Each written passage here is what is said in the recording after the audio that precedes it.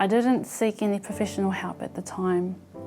The medical advice was just to simply let it take its course, and then you'd be able to go on your merry ways, as the doctor had explained at the time. A classmate told me that she had just discovered she was pregnant, and I said, I'm pregnant too. And it was this really awesome thing that we were able to share. Literally, as soon as I had that conversation, I went to the toilet, and bam, that was the end of that, the beginning of the end of that pregnancy. And I remember I went back out into the classroom completely dazed, like, I think I'm losing this baby. I should go to the doctor, shouldn't I? Should I? I don't know, just didn't know what to do. And then I texted my husband and I said, darling, you better come, lots of blood. I made sure that I went to, for one thing, a healer to see what that had been about spiritually, if there was any sort of insight that I could get there. And then also, once I got pregnant again, to have a fear release so that I could enjoy my pregnancy rather than worrying the whole time that something was going to happen again.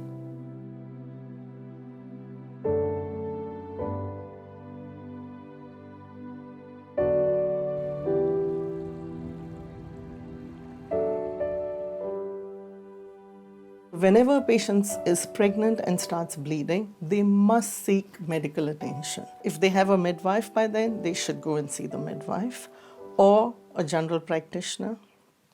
And if on the weekends, if that's not possible, if the GP practice is closed, then they should go to the nearest A&E or emergency department in whichever area they are. For the very early pregnancies, before 8 weeks, if there is not much material in the uterus, increasingly women are being offered the option to manage it conservatively, so not to come into hospital but to await miscarriage spontaneously.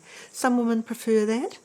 Other women prefer to have a scraping of the uterus, a D&C, and especially if there's a large amount of pregnancy material, it's safer to do that. One way of managing miscarriage is we give them medication to bring on the process so that, whatever pregnancy tissues are left in the patient's uterus can be expelled out. I, first of all, chose the pills. I didn't really have a chance to go talk to other people about that, but I took them, and that I thought they worked, but they didn't.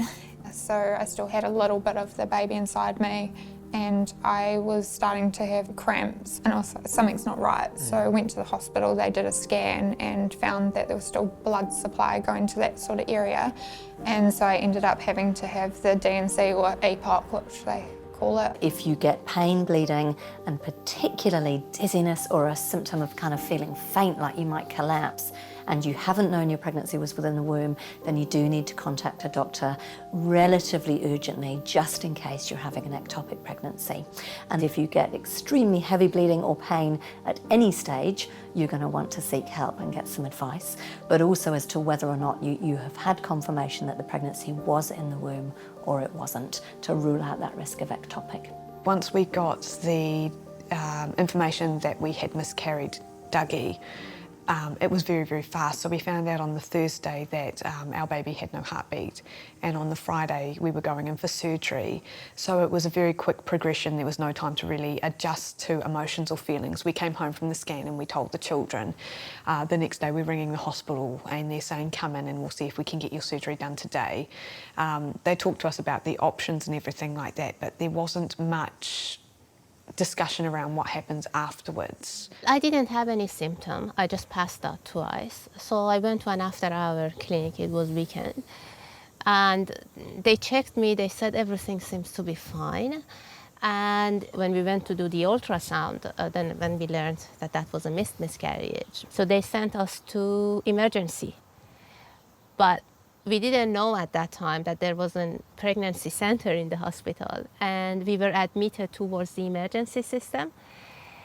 And they treated us as their protocols, thinking that, okay, well, yes, you had a miscarriage and you should wait until your body naturally processed that.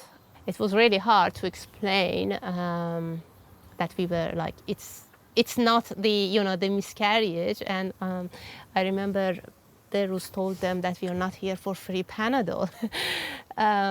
So it took us a while. It was a bumpy road to get the right diagnosis. The hardest thing is sometimes for us, because we're health professionals, is that we're often very, very busy people.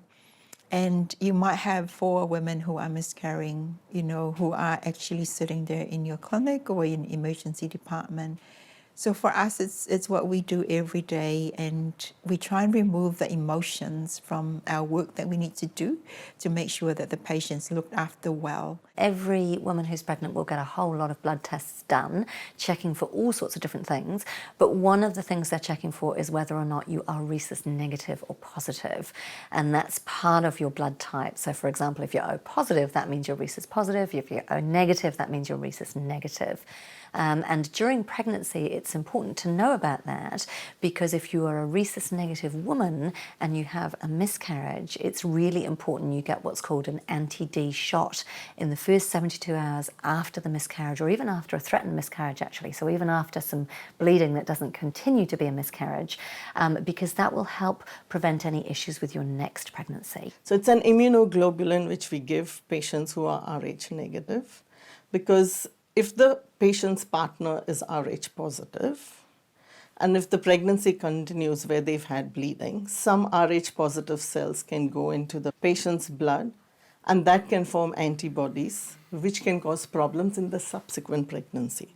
So when we give anti-D, we inhibit that whole process to cause problems in the subsequent pregnancies. I was worried about my future pregnancies. What if I lose? What if I cannot have a baby ever again because of all this miscarriage and infection, and then all the side effects that could have been avoided?